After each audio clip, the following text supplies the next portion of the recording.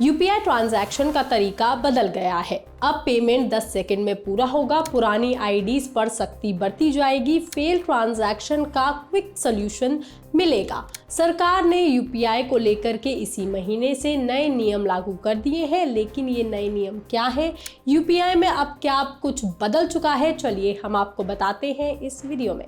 UPI में सबसे बड़ा बदलाव ये है कि अब यूपीआई लेन देन की प्रक्रिया को तेज करना जरूरी कर दिया गया है। सरकार, भारतीय रिजर्व बैंक यानी कि आरबीआई और एनपीसीआई ने मिलकर के इसमें बदलाव किए हैं। गूगल पे, फोन पे, पेटीएम या आप किसी भी यूपीआई ऐप का यूज करते हैं तो एनपीसीआई के निर्देश के तहत बैंकों और पेमेंट्स ऐप को भुगतान प्रक्रिया में रिस्पॉन्स देने के लिए सीमित समय में काम करना होगा, ताकि पेमेंट बहुत जल्दी पूरा हो सके और ट्रांजैक्शन प्रोसेसिंग या फिर पेंडिंग स्टेटस में लंबा ना फंसे। इससे यूजर्स को पेमेंट भेजते समय इंतजार कम करना पड़ेगा और लेन देन का अनुभव भी बेहतर हो जाएगा। यूपीआई लेन देन और एपीआई रिस्पॉन्स को 10 सेकंड के अंदर पूरा करना जरूरी होगा।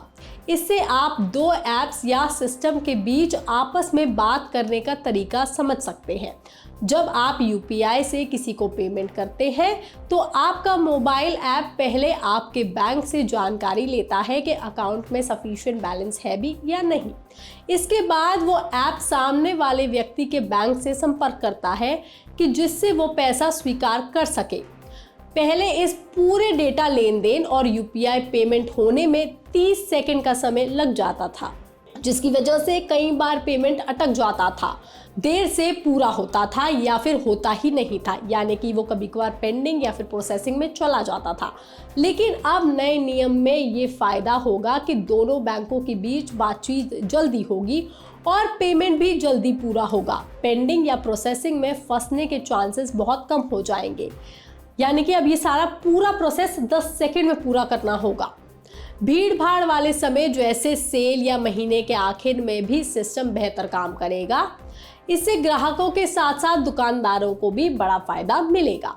वहीं अब पैसा अटकने पर बैंक आपको गोलमोल नहीं घुमा पाएंगे।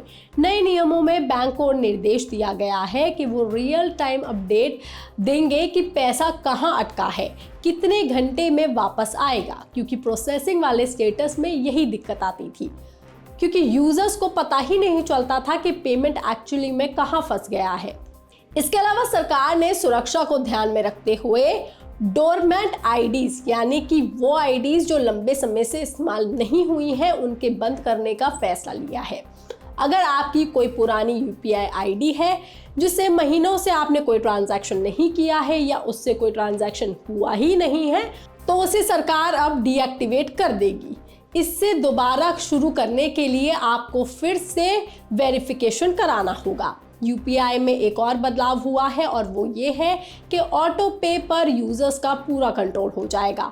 अक्सर ऐसा होता था कि एक बार अगर आपने ओटीटी या फिर बिजली बिल का ऑटो पे चालू कर दिया तो उसे बंद करना बहुत मुश्किल हो जाता था, लेकिन अब नए नियमों में ये दिक्कत खत्म हो चुकी है। अब आप अपने यूपीआई ऐप में जाकर सभी सब्सक्रिप्शन देख सकते हैं और आप जब चाहें तब खुद कैंसिल भी उन्हें कर सकते हैं। साथ ही आपकी साफ अनुमति के बिना कोई भी पैसा अपने आप नहीं कटेगा और ना ही कोई छुपा हुआ चार्ज लिया जाएगा। किसी ऐप या बिल को ऑटो पे से हटाने के लिए आपको यूपीआई की ऑफिशियल हेल्प वेबसाइट पर जाना होगा।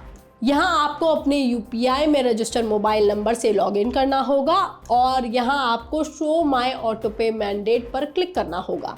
लॉगिन करते ही आपके सारे के सारे सब्सक्रिप्शंस एक साथ नजर आएंगे।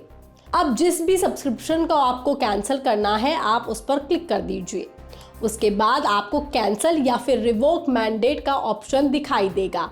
उस पर क्लिक करते ही ऐप आपसे कंफर्मेशन मांगेगा। कंफर्म करते ही वो ऑटो पे सब्सक्रिप्शन तुरंत बंद हो जाएगा। तो देखा ये कितना आसान हो गया है। हालांकि इस पूरी खबर पर, इस जानकारी पर आपका क्या कहना है, आप हमें कमेंट करके जरूर बताएं। बाकी तमाम खबरों के लिए आप देखते रहिए लोकमत हिंदी।